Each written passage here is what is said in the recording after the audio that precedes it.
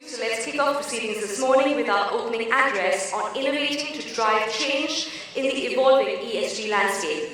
Please put your hands together and let's welcome to the stage with a huge round of applause, Atul Bagai, Head of Country Office India, United Nations Environment Programme.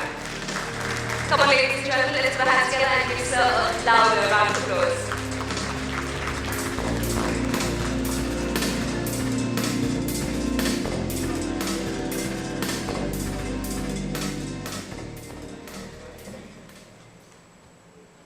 Good morning, everyone.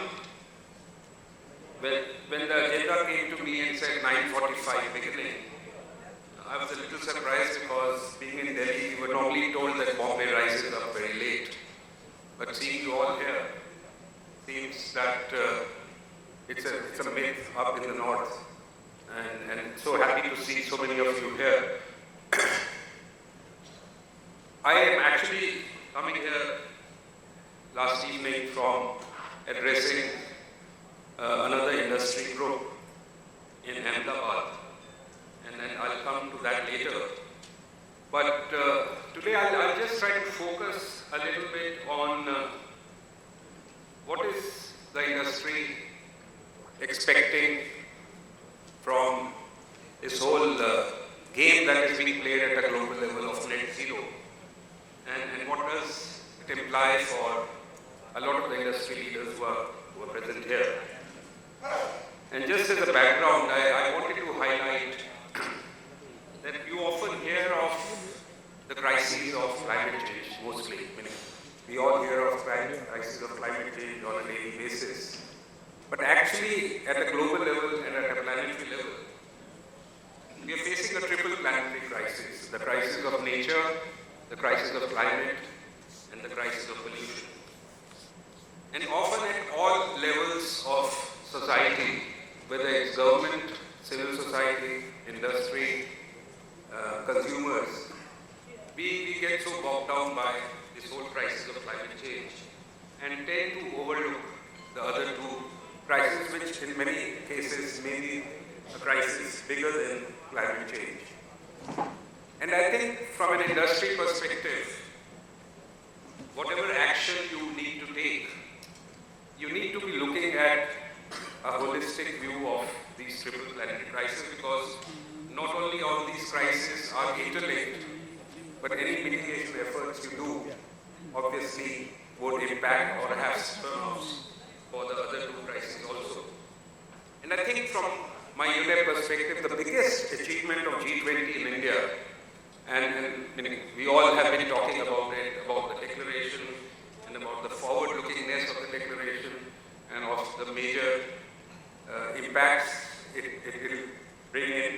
But I think from our perspective, the major impactful outcome of G20 was the understanding at the G20 level, at the high leadership level, and at the governance levels, was the interconnectedness of various sectors with environment. I think the theme of environmental sustainability ran across all the working groups of the G20. And that was something very, very unique, because it hasn't happened in any G20 before. Whether it was the health working group, whether it was the development working group, whether it was the tourism working group, the key element that was being discussed in all of those was sustainability. So the common perception is that the environment and climate change working group would be focusing on the sustainability elements, but that was not so. And that brings us to the reality which the industry also needs to look at. And this is where I was talking of interconnectedness, and that's the importance of ESG really comes in. I was very impressed by the title Courageous Leadership, because that's something that will make that change. The 2070 goal that we have set for ourselves, the various goals under NDCs, nothing can happen without that courageous leadership. And in India, often as a common man, as a civil society man, we often think that the courageous leadership will need to come from the government. And that's another fallacy which we need to break down. Governments can't make all the stages. They are not the ones who can only bring in the courageous leadership. It's people like you and me who need to embrace that notion of courageous leadership. I'm very impressed by Afro Shah, and I was hoping I'll see him today because I think he's in a session here, who's also a champion of the earth.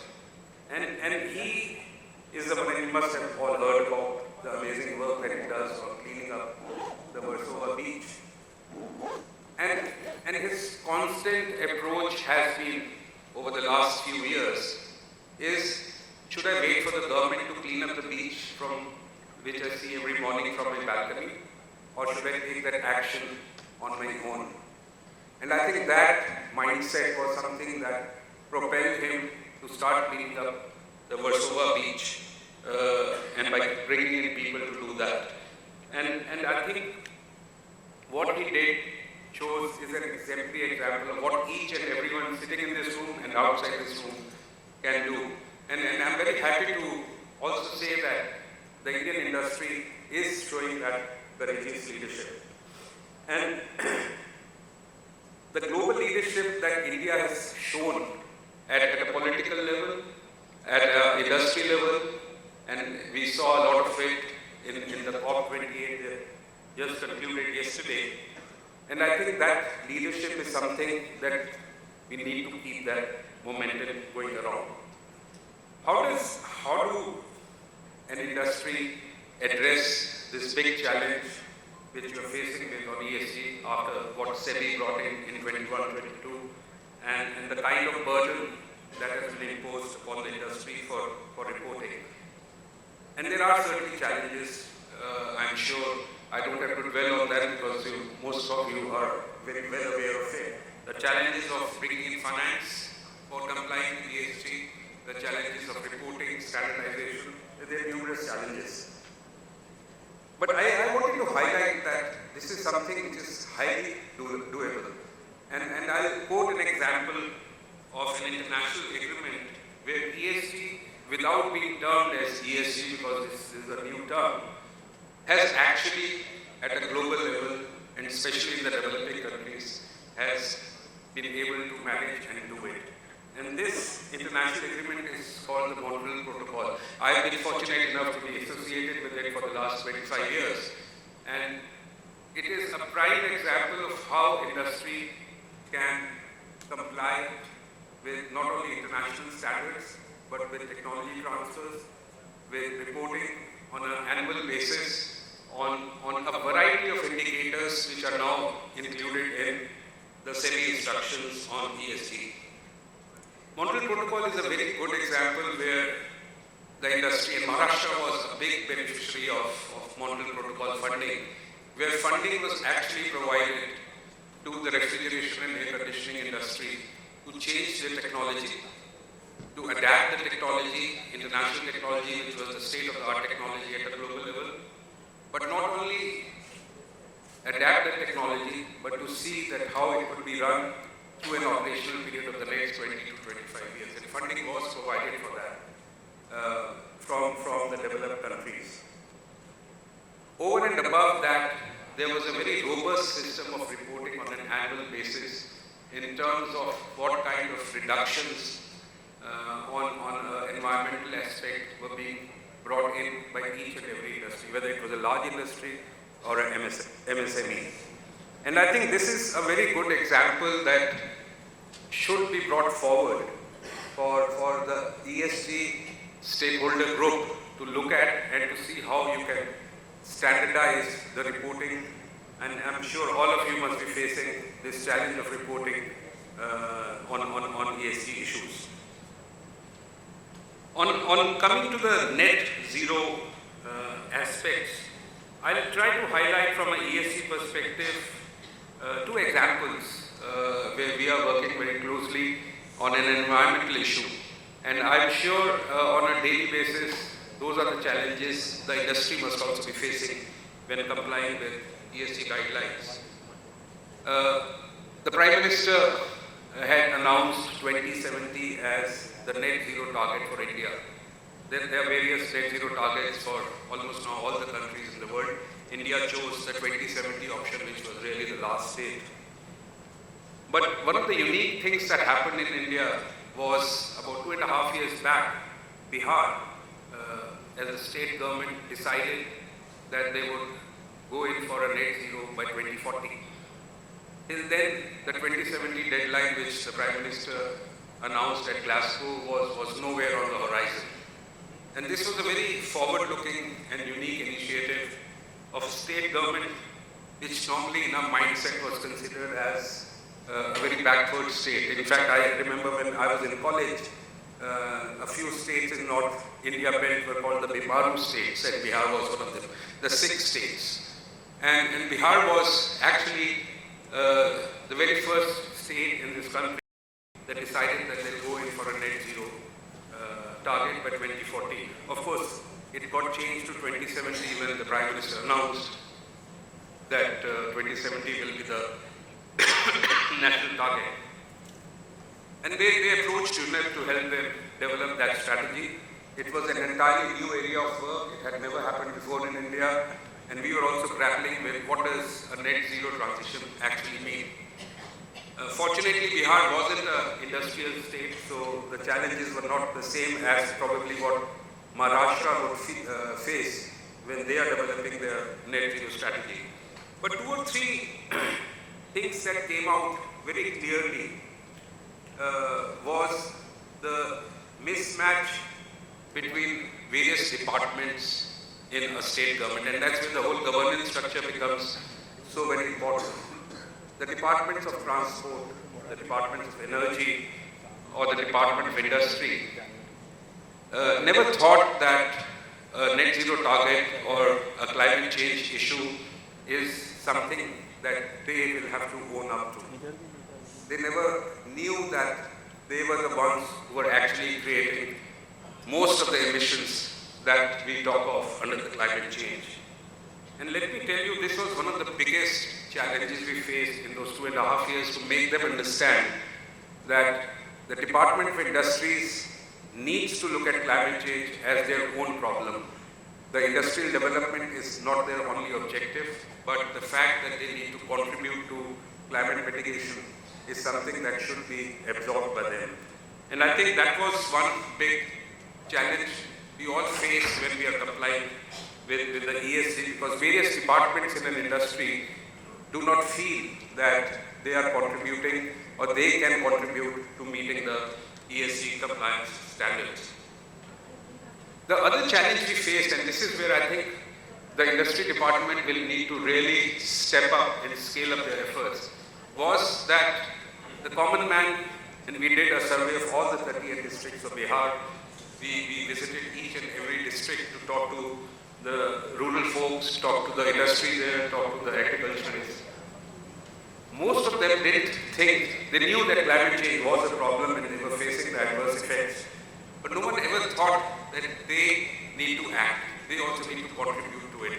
And I think that's where the whole concept that the Prime Minister has brought out of life, the lifestyle for environment, which was endorsed by the G20 also, and was launched last year on October 20 in Gujarat, along with the Secretary General, is a singular program started at a global level where they have made the consumers, the common man, really the God. We in the industry talk about consumer being the God. I think Life program is one program where they have really brought the whole focus on the consumer, on an individual action, that each and every one of us can contribute to this whole game that is being played around the triple planetary crisis. And I think this was one of the biggest changes that have come in the whole thinking. Of course, meaning also many people have also tried to criticize it by saying that it's trying to shift the focus away from the governments, from the industry, to the consumers. But I think no program like Life will ever be successful till there is a whole policy context behind it, till there is a whole industry action context behind it. So I think by bringing in Life, what is being put forward is that while consumer can bring in that change, for consumer to be able to do it, the industry and the government will have to bring in the ambience behind it to make it successful. And I think that whole context brings together the basic 9 principles that are listed out in the SEBI instructions on ESG. And I am very heartened to also highlight the fact that you must all be aware that the big industry in India has already started taking steps on it. And there are hundreds of examples. I need not quote what Tata Sons or what Wipro or what Infosys is doing in regard to not only ESG compliance but also building the blocks for all the 3 sections of ESG. But I think the real challenge we need to face is how the small industry is going to address its own ESG issue, and MSMEs are going to be the biggest challenges. But there also, I think the big industry that is in India can play a very prominent role through the whole supply chain approach, which needs to be also made more green.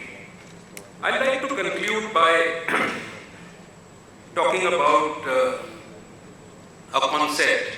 And this is something yesterday when at ISHRE I was talking to the air conditioning and refrigeration contractors. They are the ones who, when a building like this is designed, the architect designs it, but the whole cooling system is actually designed by contractors who have come together under this organization called ISHRE. And I said that cooling is one of the biggest problems we are going to face, and the whole COP28 in Dubai was called the cooling COP, and the cooling pledge by the industry was adopted there. 63 countries signed it.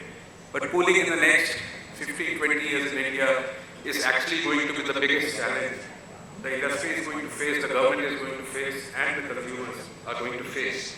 And I said, each and every air conditioning contractor or a refrigeration contractor, when it is installing a cooling system in a building or at an airport or wherever, needs to have a mindset which is inherent in our traditions, in our old culture.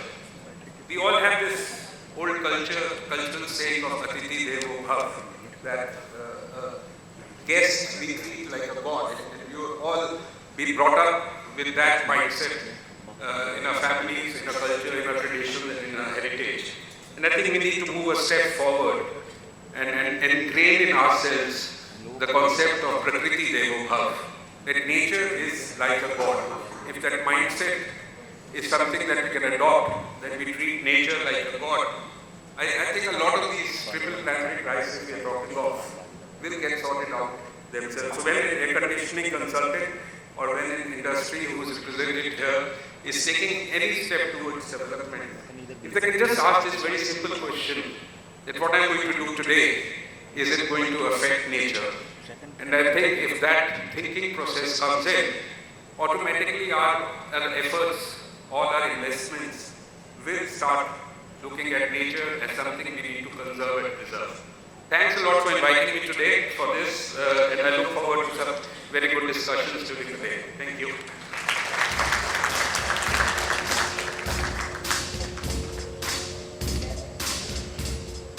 Ladies and gentlemen, let's put our hands together and give Mr. Atul Bagai a big round of applause. Thank you, sir, for that very thought-provoking start to the morning.